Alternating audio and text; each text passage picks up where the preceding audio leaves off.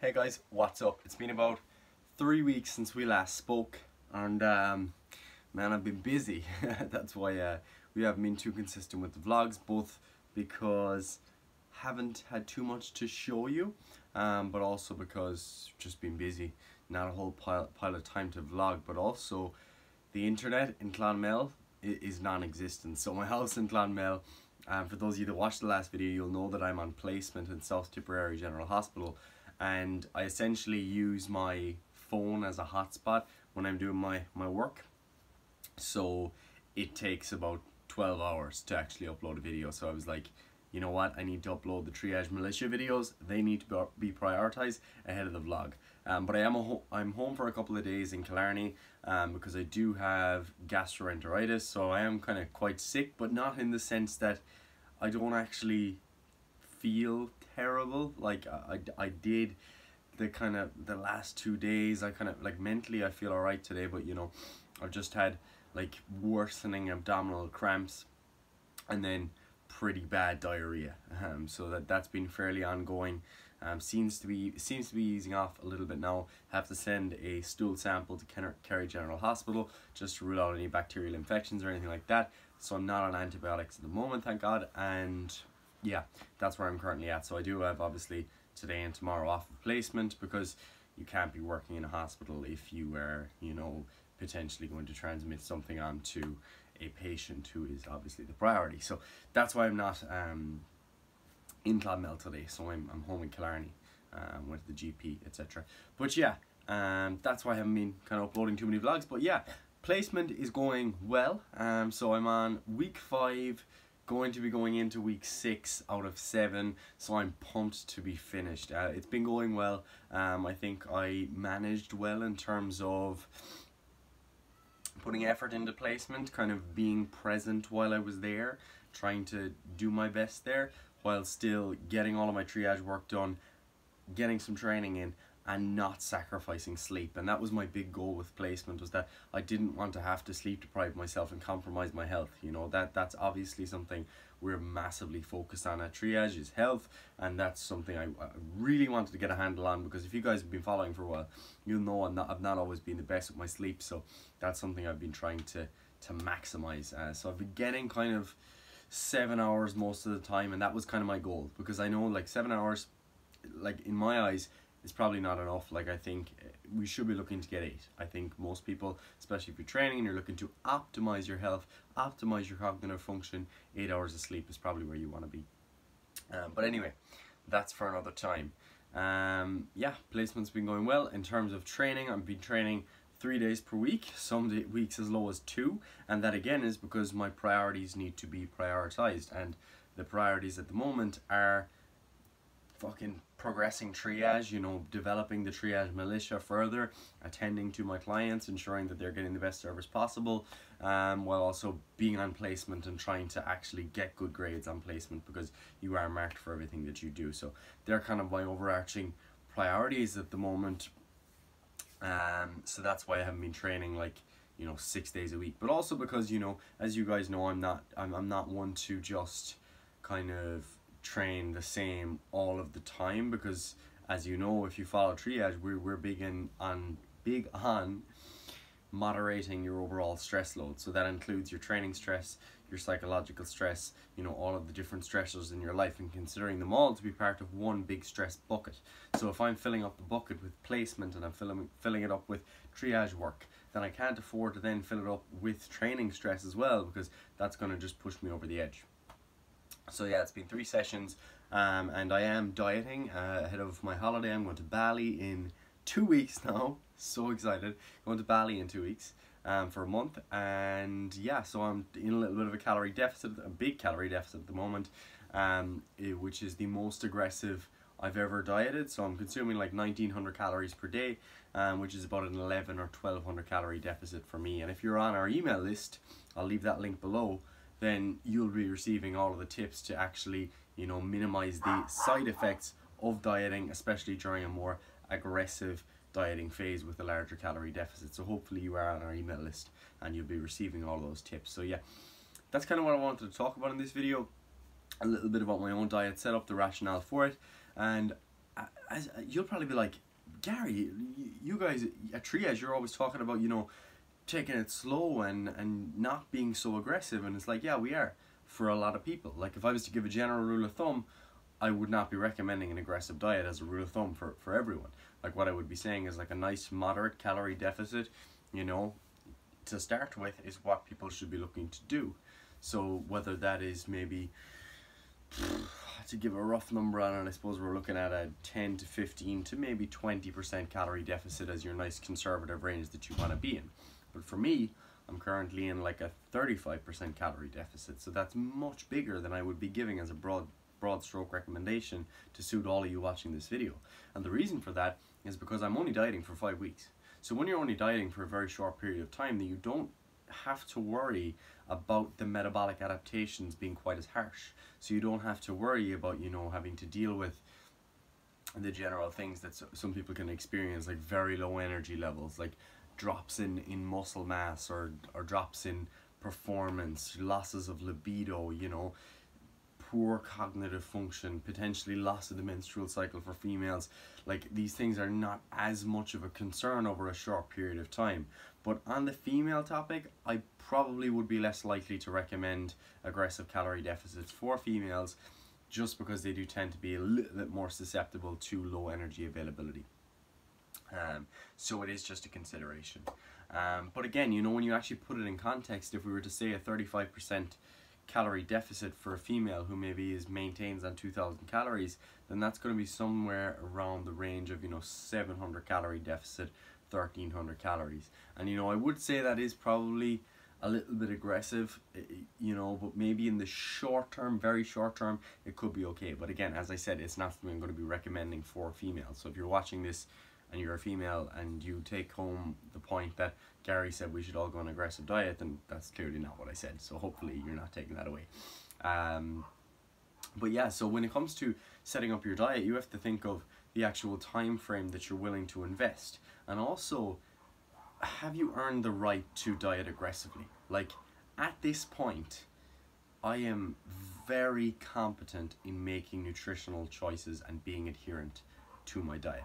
Like if you put me on 900 calories a day, I'd probably be like, okay, cool, I'll just do it. I'll just get on with it. It's not a big deal. Like, does that mean I would just be able to, I would sustain that indefinitely? Like probably not, because I would make conscious decisions to be like, oh, I actually want, you know, a bit more food today because my mom made this meal and I want to eat that. Like I'm very conscious, very cerebral of those things these days, and I wasn't always like that. And most people aren't like that, in that, you know, most people, when they overeat, it's real sporadic, it's emotionally driven, and they're not able to actually control it. Whereas I feel like a lot of the times, if I was to be not adherent, it's often a very conscious decision these days. So if I was in a case where I needed to adhere to 900 calories, needed to do it to reach my goal, I'd just be like, cool, okay, let's do it, let's get it done. You know, I'm not going to just cheat on my diet. And that's something that you have to earn, because I've been there. I've been the person that's cheated on their diet. I've been the person that couldn't adhere to their diet very well. And you just have to simply build these nutritional habits over the years. So for me, it is not a big deal to actually get up in the morning and to just eat a diet that is 100% nutrient dense, whole foods, minimally processed, not fitting in, you know, loads of crap into my diet. Like that's just me, because I've built up to that point. I've built all of those habits that are prerequisites for you then to do well when you are dieting a little bit more aggressively. Okay, whereas what a lot of people will do is they'll try to go from being in a 200 calorie deficit, let's say, that they can barely adhere to. They're barely adhering to it. They're cheating every weekend. They can barely, you know, get up in the morning and cook their vegetables. It's a big deal to then trying to go into like an 800 calorie deficit. And it's like, do you realize you're just making this harder for yourself because you are not yet at the point where you have earned the right to diet more aggressively and lose fat faster? So it is something you have to earn. In that, for me, when I look at my diet and I'm like, all right, what are the things that I now have to worry about? Like what are the pain points? What are the struggle points, the barriers? It's simply the calories. Like it's simply just adhering to that level of calories and dealing with maybe the hunger. Like that's the only thing, in that it's not a big deal for me to make certain food choices because that's just what I do. I don't have to build up habits to eat more protein. I don't have to build up the habits to prepare my meals. I don't have to build up the habits to eat like 10, 12 servings of vegetables per day, to eat fruits, to, you know, consume all of these healthy foods, and to limit my intake of things like chocolate and crisps and alcohol. I don't have to do that. Like that's not part of my step-by-step process moving forward. So a lot of people, what they do is they skip all of the things that I have done in terms of building all those habits, and they try to jump straight to the aggressive calorie deficit. And do you think that's going to make it more difficult to sustain?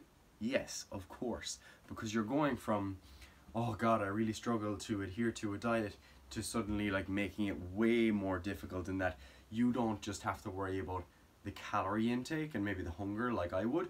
You also have to worry about, oh, how do I make certain food choices? What's in certain foods? How do I stop eating this food, which is my favorite food that I always eat at a certain time and a certain day? And I've got all these social occasions that I'm not really able to deal with, and I go out every weekend, and you know, I normally have pizza on a Saturday night, and all this stuff is still part of your life because you haven't built up the habits yet to get rid of it. And that's okay, you know, that is okay. And it's just something that you kind of have to say to yourself, all right, I accept where I am now, what I need to work on, and someday I'm going to get to the point where I can lose fat fast, you know, and that I can do that without many side effects. But now I'm not there. That's what you need to be saying to yourself, okay? And I won't go too much further into the actual tips for dieting a bit more aggressively and minimizing the side effects, because it's all in kind of that email sequence that I'm typing up and sending out to everyone. So if you're on the email list, then good, you've probably received it already, or at least we're on the path. And if you haven't, then you need to sign up down below. But yeah, so that's me. So losing fat pretty fast at the moment. Have hit a couple of weigh-ins in the 78 kilo range. I did start off at the 82 kilo range, and I'm 3 weeks into the diet with 2 remaining. So, you know, I would expect to probably get to about the 76s, at least a few in the 76, and then I'll be happy, because, you know, I'll be somewhat lean, and that I'll have some visible abs, and that'll do me. I'm not looking to get crazy shredded by any means, but just looking to lose a bit of fat and feel, you know, confident for my holiday, feel good in the bod, etc. You know, that's okay too. You know, you don't have to worry about having those goals. You don't have to say that, oh, I'm so shallow because I want to look good. It's like, man, it's completely okay to want to look good. Like, that is just a normal thing. You want to be able to present yourself well. That is okay. Don't feel bad about that. So yeah, I hope those tips gave you a little bit of value. I hope you're glad to be listening to me again in my sick self, even though I don't sound too sick, thankfully. I'm kind of like, you know, there's trade-offs. It's like, would I rather have the head cold, really low energy, like can barely sleep, slow fatigued symptoms, and not be pooping myself and have abdominal cramps, or would I rather have to poo 20 times a day at a number 15 on the Bristol stool chart? Check it out. There's not actually a 15, which will explain my point. Have these abdominal cramps and blah blah blah. It's like, I don't know, I'm not quite sure, but yeah, I will be doing some more vlogs, and maybe one more before I go away to Bali, and then going to be dropping fire vlogs while I'm in Bali. I'm very excited for that, because obviously, you know, it is a holiday with my girlfriend, and it is time to relax, time to enjoy time with her, time to, you know, go and explore different country, different culture, etc. But it's also a time that I'm not going to be on placement, and that I am going to have time to actually do work too. So I'm going to be doing work, because I'm not just taking a month off from the business, because I fucking love triage and want it to grow. So we'll be contributing content while over there as well. And obviously it's way more interesting to watch vlogs of me in Bali doing fun things, and, you know, chatting to you guys with like the beach and the sea in the background, as opposed to me chatting to you guys in my room, standing in one position in a grey hoodie in a white room. It's like boring. But yeah, see you guys in the next video. Don't forget, sign up to the email list, and also if you're interested in our content, like our actual educational content, then be sure to join the Triage Militia, or check out the details of the Triage Militia. What was I even gonna say? What was the word in that sentence? Check out the details of the Triage militia, at least. Oh yeah, check out the deets below. Oh, actually, one more announcement. Stay. We do actually have some availability for online coaching at the moment because, as I said, I've only got 2 weeks of placement left. Paddy's only got a couple of weeks of college left.